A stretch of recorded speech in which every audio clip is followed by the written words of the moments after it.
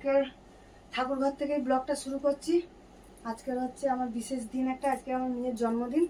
তা সকাল দিয়ে অনেক কাজকর্ম হয়ে গেছে, মেয়ে স্কুলেও চলে গেছে, আজকে ছুটি নেয়নি স্কুলে।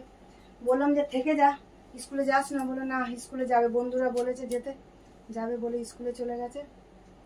মেয়েকে তো সকালে টিফিন করে দিলাম, পরোটা আর বেগুন ভাজা করে দিয়েছি, ও খেয়ে গেছে, এসে ভাত খাবে। তা রান্নাবান্না জোগাড় করেছি, তোমাদের দাদাভাই ওদিকে এগোচ্ছে রান্নাবান্না, আর আমি চান করে, যা গরম পড়েছে গরমে পেরে উঠছি না, এই চান করে পুজো করলাম। চলো আজকের ব্লগটা এই ঠাকুরঘর থেকে শুরু করছি, দেখতে থাকো। হ্যাঁ, আর তোমাদেরকে দেখাই কি কি রান্নাবান্না করছি। চলো চলো এই দেখো, এদিকে শাক ভাজা হচ্ছে, তোমাদের দাদাভাইকে সব জোগাড় করে দিয়ে গেছিলাম, তোমাদের দাদাভাই রান্না করছে, আমি চান করে পুজো করতে গেলাম। আর ওদিকে ডালটা খুলে দেখো, ওদিকে ডালও সেদ্ধ হয়ে গেছে। এই যে টক ডাল করবো বলে মনে বলেছে টক ডাল খাবে, যা গরম পড়েছে, তাই যে টক ডাল খাবে বলেছে, যে টক ডাল আম দিয়ে সেদ্ধ করা আছে, ডালটা ফোড়ন দেবো। আর এদিকে শাক ভাজা হচ্ছে, আর এইদিকে যে ভাজা হয়ে গেছে, তোমাদের দাদাভাই ভেজেছে, আমি সব কেটে কুটে জোগাড় করে দিয়ে গেছিলাম। এই যে আলু ভাজা, পটল ভাজা, বেগুন ভাজা, আর উচ্ছে ভাজা, আর এখানে চিকেনটাই যে আমি দই দিয়ে মাখিয়ে রেখে গেছি, চিকেনটা বসাবো। আমাদের দাদাভাই ওদিকে এগিয়ে দিল আমাকে কিছুটা, হ্যাঁ, দিয়ে আর সব যে পেঁয়াজ পেঁয়াজ সব কাটাকুটি রেডি হয়ে গেছে, এবার খালি বসাবো। চলো দেখতে থাকো।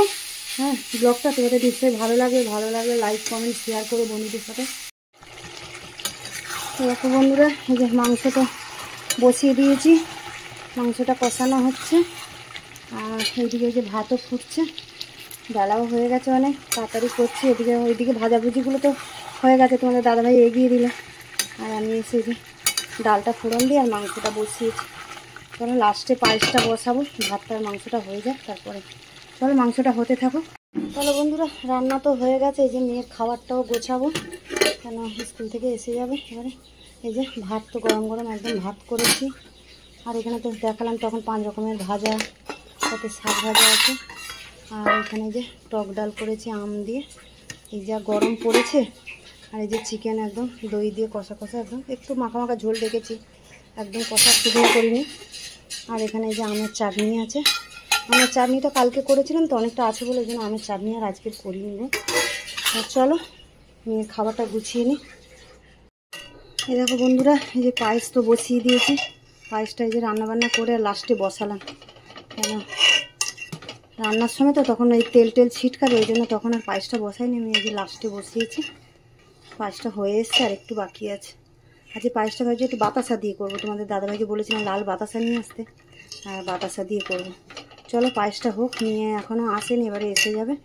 চলো চলো বন্ধুরা, এই যে মেয়ে তো স্কুল থেকে এসে গেছে, এই যে খাবার খেতেও দিয়ে দিয়েছি। এই দেখো মেয়ের খাবারটা এই যে গুছিয়েছি, এই যে 5 রকমের ভাজা, ডাল, মাংস, চাটনি, পায়েস, আর হচ্ছে যে মিষ্টি দই, ওদিকে তো জল তো দিয়েছি, খালি 5 রকমের মিষ্টিটাই আনা হয়নি, কেন খেয়াল ছিল না একদম মিষ্টির কথা, তোমাদের দাদাভাইও বেরিয়ে গেছিলো পরে, আর আনা হয়নি। চলো এইভাবে মেয়েকে গুছিয়ে দিয়েছি, তোমরা আশীর্বাদ করো মেয়েকে, মেয়ের জন্মদিনের জন্য যাতে ভালো থাকে, সুস্থ থাকে, আর ভালো মনের মানুষ হয়। হ্যাঁ চলো রাখি তাহলে, এখানে ব্লগটা শেষ করছি, দেখা হচ্ছে পরের ব্লগে। চলো।